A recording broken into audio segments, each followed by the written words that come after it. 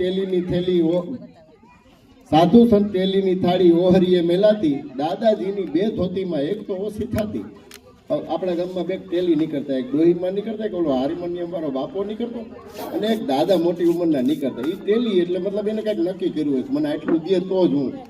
એ આખા ગામમાં રખડે ને પછી છેલ્લે દાદા એક બે વખત એને લેવા ને ઘેરે. હવે એની પાસે ધોતિયા જ બે હોય, એનો કબાટ ગણો, ભગવાનનો કબાટ ગણો, બધું એક જ હતું. ગરબામાં પૈસા રાખતા ને ત્યાં હોય તો બે ધોતિયામાં એક ધોતી એને દે ને આપણને એમ કે 1000 રૂપિયા એને દે અને પૈગે લાગે. આ માને મેં અનુભવેલી વાત લખી છે.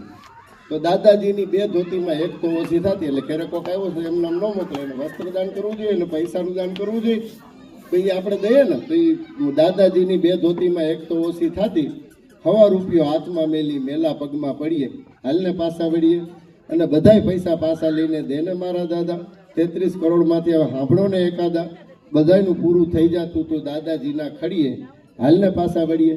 જયંતિ બાપા જે ખડીઓ લઈને ગામમાં 2 દિવસ નીકળતા હતા ને, એ ખડીઓ હજી ઘરમાં રાખ્યો છે. એટલે એક તો મારા લખણ એવા છે કે પૈસા મળે એ જોતા નથી, એટલે એક એ રીતે અને એક દાદાજીની યાદી તરીકે, બે રીતે કે કાલ દીવો આવે તો લેવા થાય. અને બીજું એ કે એની યાદી રહી કે આપણે અહીંથી આવ્યા છીએ એટલે ખોટું અભિમાન કરવા જેવું આ દુનિયામાં કાંઈ છે નહીં, એટલા માટે રાખ્યું છે. અને ઝાલર ને નગારા હાટું વેલા મંદિર જાતા અને પ્રસાદ હાટું બાપુને